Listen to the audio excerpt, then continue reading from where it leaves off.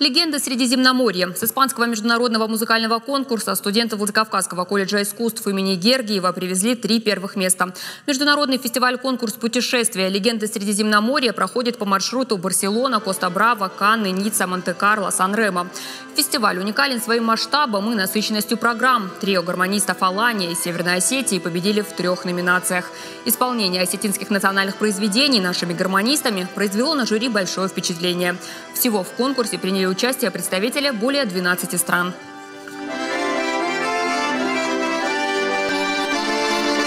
К конкурсу начали готовиться давно.